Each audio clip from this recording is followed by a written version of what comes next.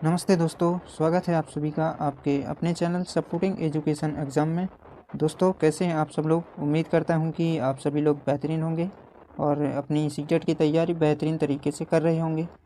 और दोस्तों आज की क्लास में हम देखेंगे बाल विकास से संबंधित पेडागॉजिकल क्वेश्चन। अभी तक तो पेडागॉजी करवा रहे थे, लेकिन अब जो है इसमें जो है कॉन्सेप्ट वाले क्वेश्चन भी मिलने वाले हैं। तो आप लोग सभी लोग दोनों प्रकार के क्वेश्चन अब हम मिक्स क्वेश्चन करेंगे, पेडागॉजी भी समझते चलेंगे, है ना, और जो डायरेक्ट पूछे जाते हैं क्वेश्चन वो भी देखते चलेंगे। तो आज की क्लास में हम बाल विकास से संबंधित सारे क्वेश्चनों को देखने वाले हैं जो भी पुराने प्रश्न पत्रों में पूछे गए हैं। उन्हीं को मैं करवा रहा हूँ, ठीक है ना। तो आपको ध्यान से समझते चलना है ना, और पेडागॉजी को कैसे हल करना है वो भी समझना है आप सभी को। तो चलिए बिना किसी देरी के आज की क्लास को शुरू करते हैं और देखते हैं आज का पहला क्वेश्चन। तो देखिएगा आज की आपकी स्क्रीन पर आज का पहला क्वेश्चन क्या कहता है, ध्यान से देखिएगा और समझते चलिएगा। देखिएगा क्या कहता है कि एक शिक्षक प्रश्न पत्र बनाने के बाद यह जांचता है कि क्या प्रश्न परीक्षण के विशिष्ट उद्देश्यों की परीक्षा ले रहे हैं। वह मुख्य रूप से प्रश्न पत्र के डैश के बारे में चिंतित है। तो देखिएगा कोई भी एक शिक्षक है वो प्रश्न पत्र बना रहा है ना, लेकिन जब वो प्रश्न पत्र की जांच करता है तब वो पाता है, क्या देखता है कि क्या प्रश्न परीक्षण के विशिष्ट उद्देश्यों की परीक्षा ले रहे हैं, यानी अपने जो उद्देश्य हैं उनकी चीज़ें जो है शामिल हैं कि नहीं है ना। प्रश्न पत्र में परीक्षा का उद्देश्य होता है। तो मुख्य रूप से प्रश्न पत्र के डैश के बारे में चिंतित है। किस बारे में चिंतित है? वैधता। वैधता उसने देखी होगी, है ना। यहाँ पर सेकंड कहता है संपूर्ण विषय वस्तु को शामिल करना, या प्रश्नों के प्रकार या विश्वसनीयता। तो देखिएगा यहाँ पे सबसे ज़्यादा चिंतित है कि विषय वस्तु को कैसे शामिल करना है ना। और अपन को जब प्रश्न पत्र तैयार करना है तो संपूर्ण, ऐसा नहीं कि एक टॉपिक से अपन कोई भी चीज़ लेंगे। अपन को क्या करना है कि उसमें कई मतलब सारी विषय वस्तु को समाहित करना है, ठीक है ना। तो प्रश्न पत्र में तैयार करते समय यहाँ पे कौन शिक्षक जो है विषय वस्तु से परेशान है, ठीक है ना, कि संपूर्ण विषय वस्तु को कैसे शामिल किया जा सके, ठीक है ना। चलिएगा यहाँ पे राइट ऑप्शन सेकंड हो जाएगा। बढ़ते हैं अगले क्वेश्चन की तरफ। देखिएगा अगला क्वेश्चन आपकी स्क्रीन पर है। क्या कहता है कि विवेचनात्मक शिक्षा शास्त्र का यह दृढ़ विश्वास है कि, है ना, जो विवेचनात्मक शिक्षा शास्त्र है इसका क्या है कि एक शिक्षक को हमेशा कक्षा के अनुदेशों का नेतृत्व करना चाहिए। सेकंड कहता है कि विद्यार्थियों को स्वतंत्र रूप से तर्कना नहीं करनी चाहिए, है ना। तीसरा कहता है बच्चे स्कूल से बाहर क्या सीखते हैं यह अप्रासंगिक है। और फोर्थ कहता है शिक्षार्थियों के अनुभव और प्रत्यक्षण महत्वपूर्ण होते हैं। तो देखिएगा मैंने आपको बताया है अनुदेशों का नेतृत्व करना, केवल ये नेगेटिव हो जाता है, ठीक है ना। स्वतंत्र रूप से तर्कना नहीं कर सकते, बिल्कुल कर सकते हैं। बालक स्वतंत्र रूप से चिंतन कर सकता है, ये भी नेगेटिव है, ठीक है ना। बच्चे स्कूल से बाहर क्या सीखते हैं यह अप्रासंगिक है, नहीं। इसी को तो एनसीईआरटी कहता है कि स्कूल की बाहरी दुनिया से जोड़ के सिखाना है। अप्रासंगिक कैसे हो सकता है, ठीक है ना। यहाँ पे फोर्थ ऑप्शन क्या कहता है कि विद्यार्थियों के अनुभव और प्रत्यक्षण महत्वपूर्ण होते हैं। बिल्कुल, जो बालक के अनुभव हैं, जो बालक सीखता है ना, जो प्रत्यक्ष रूप से देखता है वही उसके लिए महत्वपूर्ण होते हैं, ठीक है ना। तो यहाँ पे क्या करना है, यहाँ पे हमारा राइट ऑप्शन फोर्थ सही हो जाएगा, ठीक है ना। चलिए बढ़ते हैं अगले क्वेश्चन की तरफ, ध्यान रखना है, ठीक है। अगला क्वेश्चन आपकी स्क्रीन पर है। क्या कहता है, देखिएगा इंपॉर्टेंट क्वेश्चन है। क्या कहता है विद्यालय आधारित आकलन मुख्य रूप से किस सिद्धांत पर आधारित होता है। यानी जो आकलन हम करते हैं, है ना, आकलन और मूल्यांकन दोनों अलग चीज़ें हैं, वो आगे चल के हम पढ़ेंगे।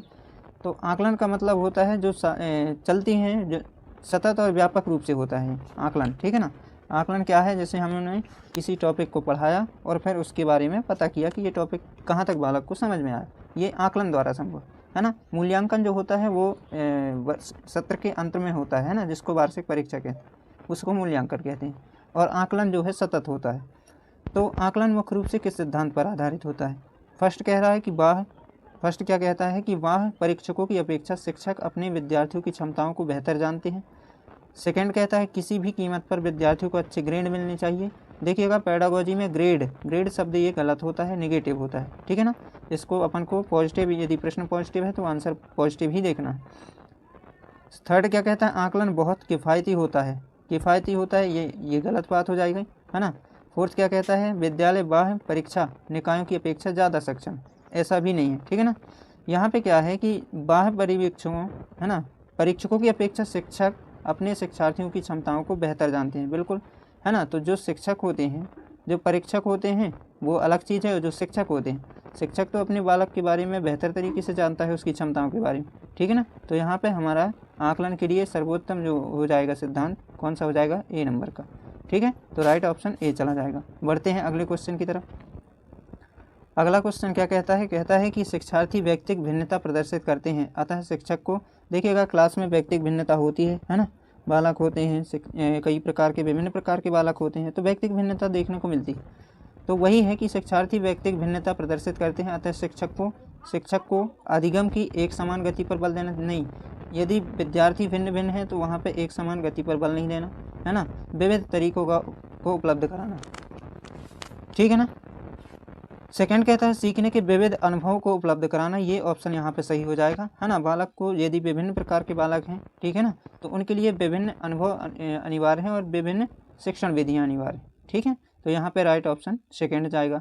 यहाँ पे कठोर अनुशासन सुनिश्चित करना गलत बात है, परीक्षाओं की संख्या बढ़ा देने से कुछ थोड़ी ना होगा, है ना। एक की जगह 2 परीक्षा लेंगे तो क्या बालक सीख जाएगा, ऐसा कुछ नहीं है, ये नेगेटिव माना जाता है ना। अनुशासन पे बिल्कुल भी बालक को रखना नहीं है, ठीक है ना। तो यहाँ पे हमारा राइट ऑप्शन सेकंड हो जाएगा। चलिए बढ़ते हैं अगले क्वेश्चन की तरफ। देखिएगा अगला क्वेश्चन है वाइगोत्स्की से, यहाँ से 100% क्वेश्चन आता है, और जहाँ पे भी समाज की बात आ जाए वहीं पे आपको वाइगोत्स्की की बात करना है।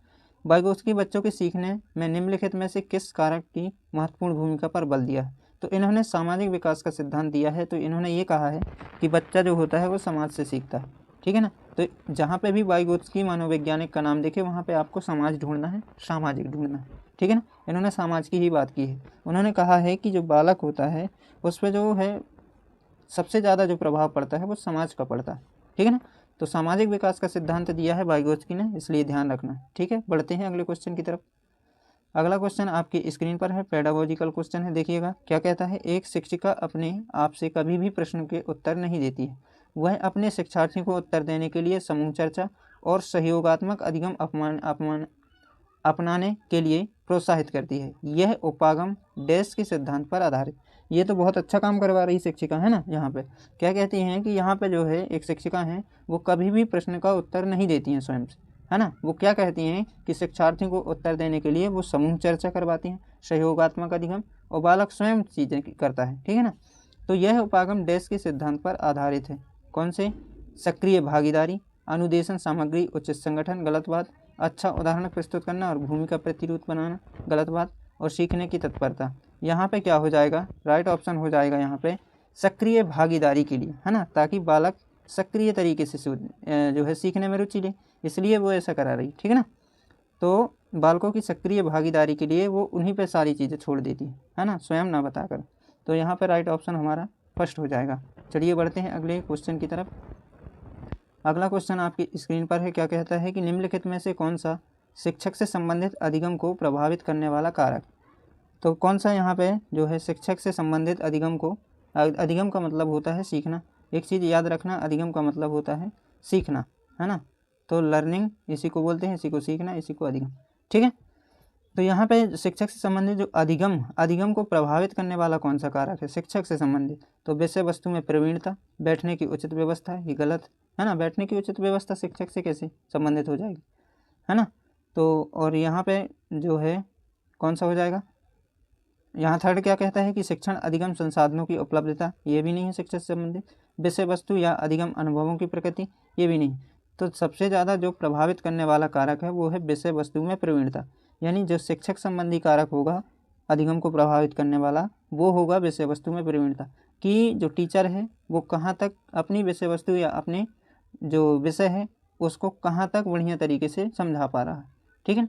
तो ये एक शिक्षक कारण है ना, शिक्षक से संबंधित कारण है, ठीक है। तो यहाँ पर राइट ऑप्शन फर्स्ट हो जाएगा। चलिए बढ़ते हैं अगले क्वेश्चन की तरफ। अगला क्वेश्चन क्या कहता है कि राज्य स्तर की एक एकल गायन प्रतियोगिता के लिए विद्यार्थियों को तैयार करते समय एक विद्यालय लड़कियों को वरीयता देता है, यह दर्शाता है। देखिएगा कोई एक विद्यालय है वो राज्य स्तर पर क्या करते हैं, कोई प्रतियोगिता होती है गायन प्रतियोगिता, उसमें विद्यार्थियों को तैयार करता है, तो वो क्या करता है कि लड़कियों को ज़्यादा वरीयता यानी लड़कियों को महत्व देता है, ठीक है ना। तो ये क्या है, ये कहलाता है लैंगिक पूर्वाग्रह, ठीक है ना। और ये अपन को करना नहीं है विद्यालय में, क्योंकि बालक बालिकाएं दोनों एक समान हैं, दोनों को बराबर मौका देना है, ठीक है ना, किसी भी बालक के प्रति कोई भी भेदभाव की भावना रखनी ही नहीं, ठीक है ना।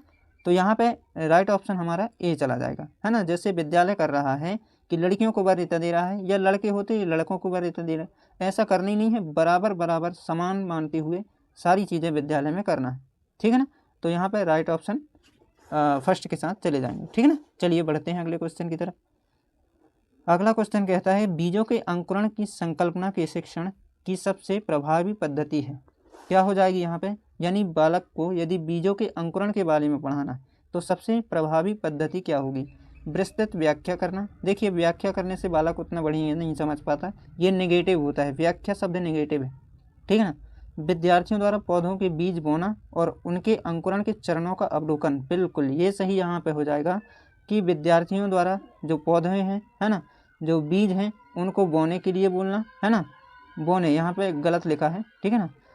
बीज बोने और अंकुरण के चरणों में कि कैसे कैसे बीज में धीरे धीरे परिवर्तन आ रहा है उसका अवलोकन करने के लिए कहना, तो वो बहुत बढ़िया तरीके से उस चीज़ को समझ पाता है, ठीक है ना। तो राइट ऑप्शन यहाँ पे सेकेंड हो जाएगा, ठीक है। अगला क्या देखते हैं, श्यामपट्ट पर चित्र बनाना, वर्णन करना नहीं, श्यामपट्ट का ज़्यादा सहारा लेना नहीं। बीज की वृद्धि के चित्र दिखाना, चित्र बस दिखाने से नहीं होगा, जब बालक स्वयं करके सीखता है तो वो इसका जो सीखना होता है स्थायी होता है। सबसे बढ़िया एनसीएफ मानता है कि बालक को उसके दैनिक जीवन से जोड़ कर पढ़ाना, ठीक है। तो राइट ऑप्शन यहाँ पे सेकेंड जाएगा। बढ़ते हैं अगले क्वेश्चन की तरफ। अगला क्वेश्चन, जब बच्चा फेल होता है, देखिएगा ये क्या कहता है, 10वां क्वेश्चन, जब बच्चा फेल होता है तो इसका मतलब है कि, देखिएगा कहीं पे भी ऐसा क्वेश्चन आ जाए, जब भी बच्चा फेल होता है तो ना बालक की गलती है, ना माता पिता की गलती है ना, ना किसी की गलती है। वहाँ पे क्या है, विद्यालय व्यवस्था, यानी सारी गलती की जो है विद्यालय की है, एक शिक्षक की है ना। बालक का जरा भी उसमें दोष नहीं है ना। यानी बालक यदि फेल हुआ है तो कहीं ना कहीं टीचर की कमी है ना, शिक्षक की कमी है, जो उसको जो है तरीके से नहीं पढ़ा पाया, ठीक है।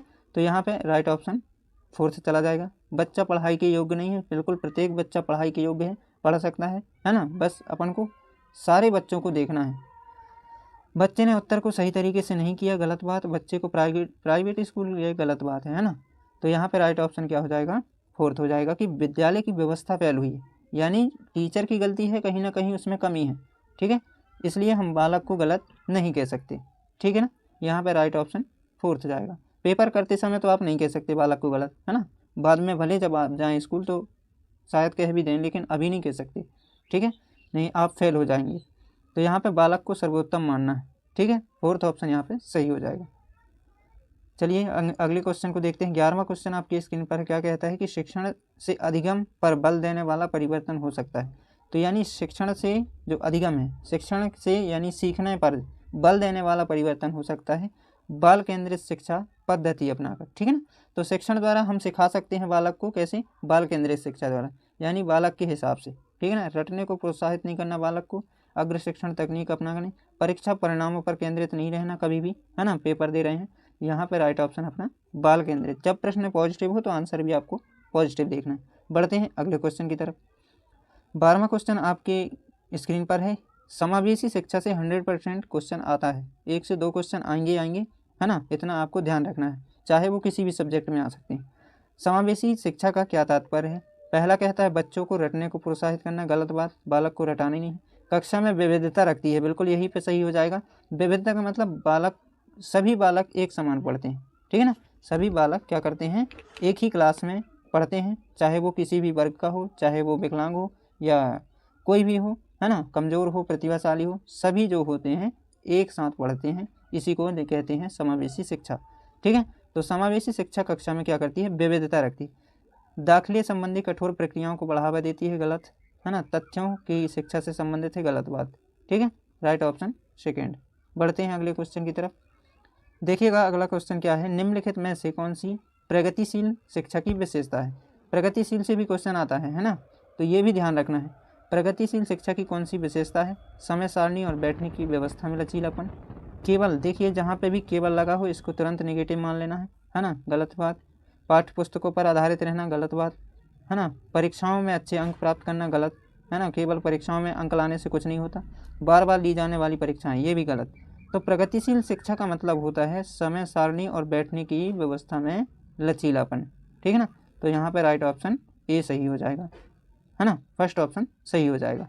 बैठने की व्यवस्था में लचीलापन होना चाहिए। बालक को हम अनुशासन में नहीं रख सकते कि नहीं वो जहाँ बैठा है वहीं पे बैठा रहे, है ना।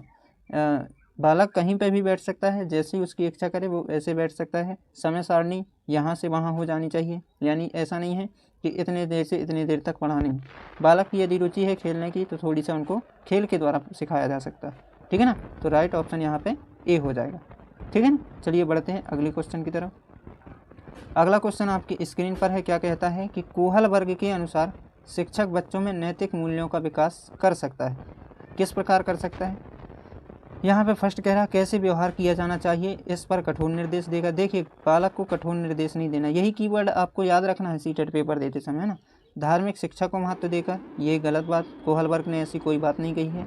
व्यवहार के स्पष्ट नियम बताकर, बालक को नियम नहीं बता सकते आप ज़्यादा, है ना, बालक स्वतंत्र है। नैतिक मुद्दों पर आधारित चर्चाओं में उन्हें शामिल करके, बस यही पे बात सही हो जाती है ना। नैतिक विकास का सिद्धांत इन्होंने दिया है, तो नैतिक मुद्दों पर आधारित क्या करके, चर्चा करके, ठीक है ना। तो यहाँ पे राइट ऑप्शन फोर्थ सही हो जाएगा, ठीक है ना। चलिए बढ़ते हैं अगले क्वेश्चन की तरफ। अगला क्वेश्चन क्या कहता है, छोटे विद्यार्थियों को कक्ष में समवयस्क के साथ अंतःक्रिया करने के लिए प्रोत्साहित करना चाहिए, जिससे, तो देखिएगा छोटे छोटे जो शिक्षार्थी हैं उनको कक्ष में समवयस्क यानी जो है ना उनसे थोड़ी सा बड़े हैं उन लोगों से चर्चा करने के लिए, अंतःक्रिया का मतलब होता है चर्चा करने के लिए प्रोत्साहित करना चाहिए, जिससे इससे क्या होता है, इससे शिक्षक कक्ष को बेहतर तरीके से नियंत्रित कर सकता है। गलत बात, है ना। सेकंड क्या कहता है, वे एक दूसरे से प्रश्न के उत्तर सीख सकते हैं, नहीं ये भी नहीं होगा। पाठ्यक्रम को बहुत जल्दी पूरा किया जा सकता है, पाठ्यक्रम पूरा करने की जल्दी नहीं। वे क्या कर सकते हैं कि जब अपने से बड़े लोगों के साथ अंतःक्रिया करेंगे तो वे पढ़ने के दौरान सामाजिक कौशल सीख सकते हैं, ठीक है ना। तो यहाँ पे क्या बात हुई, किसी न किसी चीज़ का एक उद्देश्य होता है, हम किसी भी ऑप्शन को देखते हुए टिक नहीं लगा सकते, है ना। जब हम ध्यान से पढ़ते हैं ऑप्शन को तो ऑटोमेटिक जो है हमारे पास आंसर निकल के आ जाता है कि वे पढ़ने के दौरान क्या सीखेंगे, उनसे कुछ सीखेंगे ना, सामाजिक कौशल सीखेंगे। Right option fourth. चलिए देखते हैं आज का लास्ट क्वेश्चन, आपकी स्क्रीन पर लास्ट क्वेश्चन है, देखिए क्या कहता है। जब एक निरयोग्य बच्चा पहली बार विद्यालय आता है तो एक शिक्षक को क्या करना चाहिए। निरयोग्य मतलब जो योग्य, जिसके पास योग्यता ही नहीं है ना, यदि ऐसा बालक, निरयोग्य तो हालांकि नहीं कह सकते, ठीक है ना, लेकिन फिर भी हम मान रहे हैं कि निरयोग्य है, तो शिक्षक को उस टाइम पे क्या करना चाहिए। देखिएगा प्रवेश परीक्षा लेनी चाहिए, नहीं बालक से प्रवेश में बालक आ सकता है जा सकता है ना, रोक टोक नहीं। सेकंड कहता है बच्चे की निरयोग्यता के अनुसार उसे विशेष विद्यालय में भेजने के प्रस्ताव देना चाहिए, नहीं आपके विद्यालय में है आपको उसको देखना पड़ेगा, ठीक है ना, ये भी नहीं हो सकता, ये भी नहीं।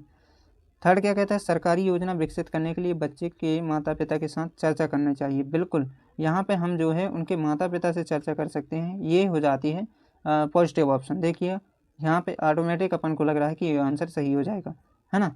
तो कोई भी निरयोग बालक है तो उसके लिए माता पिता से अपन चर्चा कर सकते हैं, ठीक है ना, ये परफेक्ट है। और उन्हें अन्य विद्यार्थियों से अलग रखना, गलत बात, किसी भी बालक को किसी भी बालक से अलग नहीं रखना, ठीक है ना। तो यहाँ पे आज मैंने इतने ही क्वेश्चन लेके आए थे, है ना। तो काफ़ी हैं ऐसे, धीरे धीरे आप करेंगे तो काफ़ी अब स्कोर आपका ठीक ठाक रहेगा, है ना। और मुझे लास्ट में कमेंट करके ज़रूर बताएं कि आपका स्कोर क्या रहा। चलिए मिलते हैं इसी प्रकार नेक्स्ट क्लास में, तब तक के लिए आप सभी को जय हिंद।